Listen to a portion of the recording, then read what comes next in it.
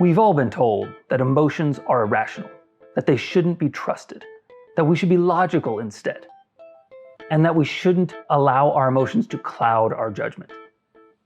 Well, today I'm going to talk about whether this is good advice or not. Are emotions irrational? And more importantly, should we allow our decisions to be influenced by our emotions? I'm Benjamin Voiles. Let's go.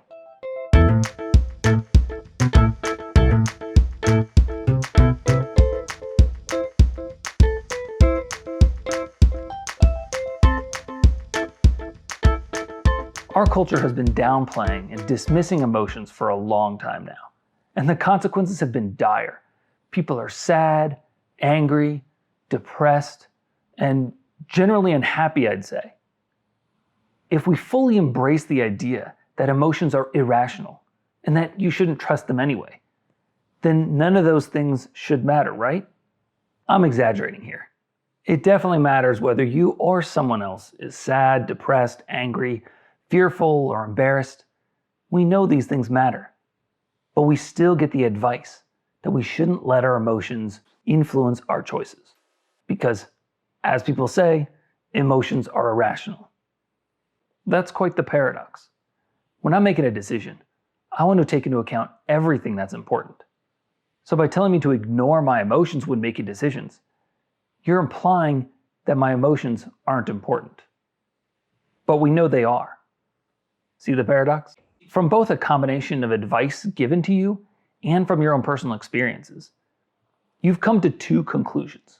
One is that emotions are important. You actually want to be happy. You want to live a fulfilled life. And you don't want to be sad and miserable all the time. And the second conclusion is that if you make choices when you're emotional, those choices won't be the same that you would make if you are not emotional, suggesting that your emotions are irrational and that they influence your decisions to decisions that, under normal circumstances, you wouldn't make. Now, I'm clearly a strong proponent of fully embracing your emotions.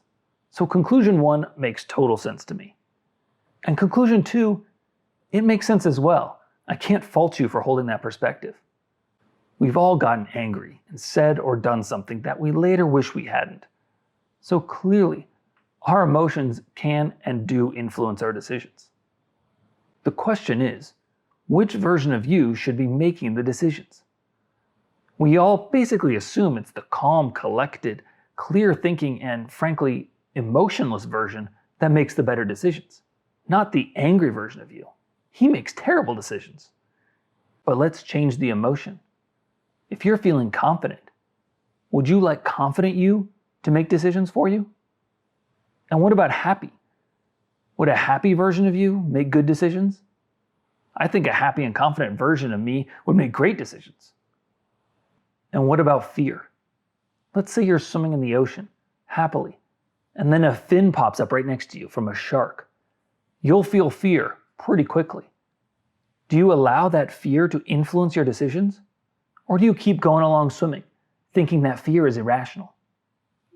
I think you get out of the water as fast as possible. It's not hard to find examples of when your emotions are clearly serving you, and when they're rational, and they should be listened to. So despite the advice given to us, none of us always ignores our emotions. We know that sometimes we should be listening to them, and we should allow them to influence our decisions heavily. I think the overall strategy that most of us adopt is pretty clear. When the emotion is rational or justified, like the fear of a shark swimming next to us, then we allow ourselves to be influenced by it. But when we think the emotion is irrational, then we try not to. Such as a fear when we're going to go give a speech to our fellow coworkers who we've known for years. In those cases, we think the emotion doesn't make sense and it's unjustified. And so we tell ourselves it's irrational. And therefore, we don't need to listen to it. I think this is the case for not just fear, but all emotions, even love. You feel love for your family, and that feels justified and rational. So you want that love for your family to affect your decisions. But if you feel love for someone who's abusive towards you, it would make sense to think that emotion is irrational and you shouldn't allow it to affect your decisions. So in truth, we all kind of agree that emotions, at least some of the time, are rational. For me, it can sometimes be a real challenge to make a choice. I'll sit there and churn on a single decision for a long time. I'll sift through Yelp reviews for 45 minutes just to pick where to go for lunch. And I'll sit on the couch and scroll through Netflix for 30 minutes just to end up watching reruns of The Office. Many people are similar. We're really indecisive. Now, if I'm angry about something, like real angry, I'll often make a choice real fast. It's not the same choice I would make if I was calm, but being angry does allow me to make choices easier. And this gets to the relationship between feeling and choice. Our feelings aren't some evolutionary baggage that we have to begrudgingly live with. They exist for a reason. Our feelings are signals to help us make choices. That's the whole reason they exist. They provide input for you to make a choice. Just like your eyes provide input so you know where to walk and where not to walk. Your feelings provide feedback for your current situation, so you can respond effectively. They're not trying to trick you or fool you. They're trying to help guide you. And of course, the more intense the feelings, the more they're going to affect your decisions. Because they're supposed to. That's their function. Your emotions are guiding you based on your beliefs, so you can live the life you want. Most of us carry a belief that sharks are scary. So of course, we feel fear when we sense a shark is nearby. Some people fear spiders. So when they get near a spider, they feel fear. And some of us believe that spiders are perfectly harmless. So we don't feel fear when we're around a spider. Now, even though your emotions are here to help guide you, blindly following them will likely lead you to some non-ideal places. Sometimes we feel an emotion and we just blindly react, which is often the case with anger. Other times, we feel an emotion and we make choices based on that, only to have the emotion grow more intense and more overwhelming, as is often the case with anxiety. I see two circumstances where your emotions will lead you to make poor decisions. Firstly, you misunderstand what your emotions are telling you. And secondly, your emotions are simply too intense. Let's start with misunderstanding our emotions. If you get tired, but you think the signal is that you should eat more, then as you get near bedtime, you're going to start pouring yourself bowls of ice cream. You'll eat some, you'll get more tired. You'll eat more, you'll get more tired. And this will go on and on until you fall asleep with your head in a bowl of ice cream. Not good. It's important that we understand the signal so that we can resolve it. If you believe your anger is telling you to run away, then you'll do that. But if that's not the signal of anger, then the anger will persist and possibly grow louder. You'll decide that it's irrational, and you'll suppress it or ignore it in the future. Feeling anxious drives a lot of people to try to control everything and account for all the ways things could possibly go wrong. And rarely does this make the anxiety go away. And maybe it's because that's not what the signal of anxiety is trying to tell you. The emotions aren't the problem. Our understanding of the emotions is the problem. We assume our minds are rational. So when there's a misalignment between what we think and what we feel, we assume the feelings are irrational. But they're not. We just don't understand what our emotions are telling us. My goal here is to help connect your heart and mind. And the first step to doing that is helping your mind understand what your heart is saying. Now let's talk about when your emotions are too intense. Sometimes our emotional responses can feel disproportionate to the events that are happening. If you get cut off while driving and you go into a rage, then yeah, your response is disproportionate. And if you make decisions from there, they won't be beneficial. Occasions like this convince us that our emotions can't be trusted, especially when we feel them intensely. The reason our emotions are sometimes so intense is because we've been suppressing or ignoring them for ages. They never go away. We all know that. They remain, bubbling under the surface, leaking out here and there, influencing your life subtly. When you're suppressing your emotions, you're not allowing them to influence your decisions. So they never get resolved. They just persist. growing louder and louder, begging to be heard. And when they finally burst out, you look at them and say, "See, this is why I don't listen to you. You're too drastic, you're too intense, and I make bad decisions if I listen to you." But the problem was never that they were irrational or wrong, it's that they were ignored for so long. When the emotion finally broke free, it was screaming like a madman, begging to be heard. But instead of listening to the message, you just locked him away again.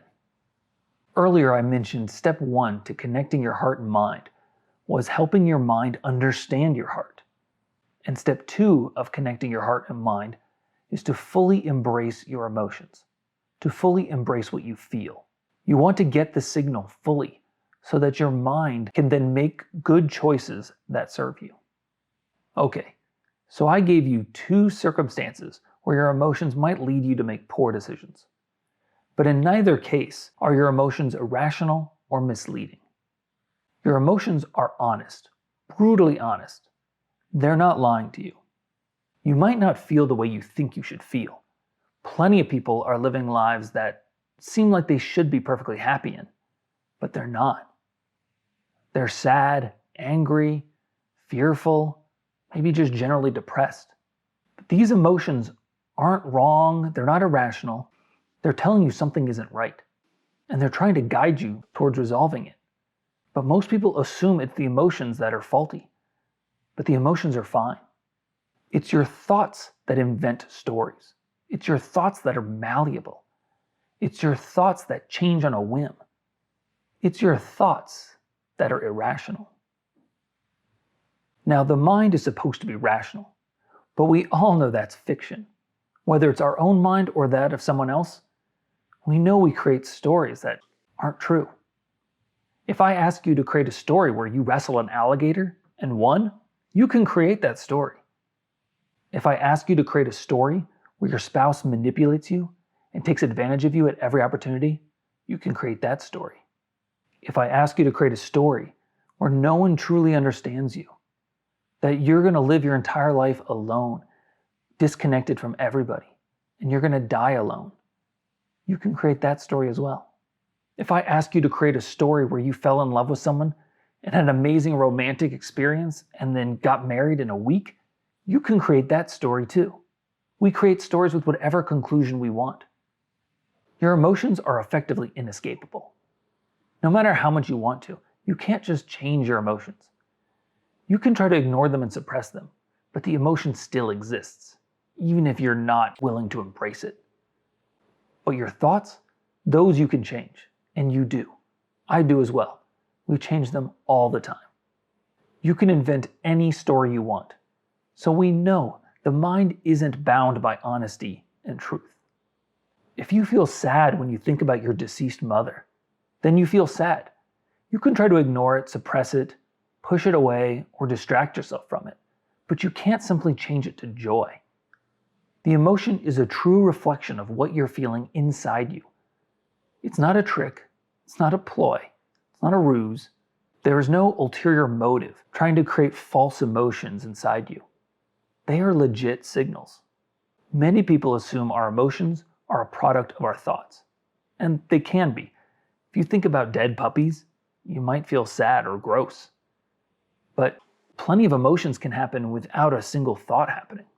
You can wake up already sad or angry or fearful and not have any idea why. You can walk down the street feeling joyous and happy for no reason that you can tell. And simply walking by a dark alley can instill fear in you. A mysterious sound in your house can immediately spark an emotion. You can glance at a painting and instantly feel something. You hear a baby cry, or a woman scream, or a man vomiting, and you immediately get a feeling inside, an emotion that didn't come from a thought. We use our 5 senses to help us navigate the world. And emotions are the same way. They're helping us figure out where to go and what to do. At their core, emotions are signals advising you about your current situation, so you can make decisions. Imagine you're a caveman. You're walking through the woods, maybe hunting, and you hear what sounds like a really large animal nearby. You freeze. You get quiet. You're on alert. You're looking around trying to find out where that sound came from. You heard the sound and felt fear before you could even think. The fear is a signal telling you there's a potential danger nearby. Your blood starts getting full of adrenaline, getting ready to either fight or flee. The stories your mind creates are trying to make sense of the sound and the situation. You start thinking about all the creatures that could possibly make that sound. You create a story about it being a bear, where you figure out what you'll do in that case. You create a story where it's a big deer, and you figure out what to do then. And you create a story about a pack of wolves and what you'll do in that case. None of these stories are true yet. They're all just what-if scenarios, so that you can prepare. The fear was generated to inform you of a potential threat. But the stories are created to support that fear, and to help you make good decisions based on what the fear is telling you. So far, none of these what-if scenarios are true. It's up to you to decide if it was a bear, if it was a deer, if it was a pack of wolves, or if it was just a branch falling. We still operate this way. We sense something, and we get a feeling around it. And then we create stories around that feeling to make sense of the situation, so we can decide what to do. If we accept the feelings, we can see the thoughts for what they are.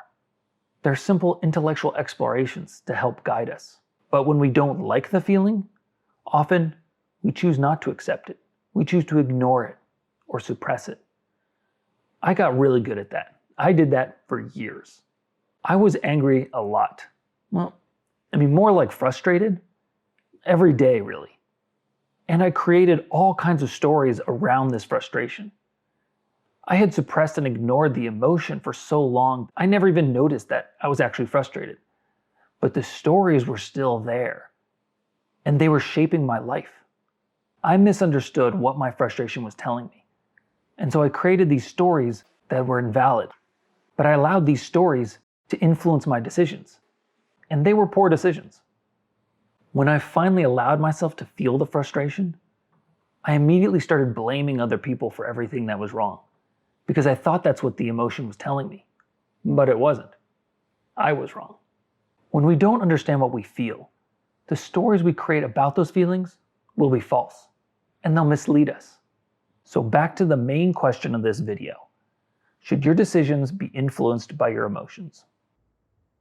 The answer is yes, absolutely. Your emotions exist to help you make decisions. They'll tell you all kinds of useful things that your conscious mind won't, or really can't. And your emotions are honest. If you've ignored or suppressed them for a long time, they'll be intense and exaggerated. But that's okay. We want our decisions to be influenced by our emotions. We don't want our emotions to dictate our decisions. Your emotions are advisors. They're not in charge. You are. Embrace your emotions. Listen to what they're telling you, and then make choices from there. With the advice of your emotions, you'll make better decisions. Decisions that serve you. Now that said, this isn't something you can change overnight. You can't just start embracing your emotions, understanding them fully, just willy-nilly. This is hard. You've been ignoring and suppressing many emotions for decades. I was. Reprogramming yourself is very challenging, and it takes a long time. There's some real discomfort in a lot of those emotions. So allowing that discomfort and embracing it is not easy. The basic message today is to stop dismissing your emotions when you make decisions.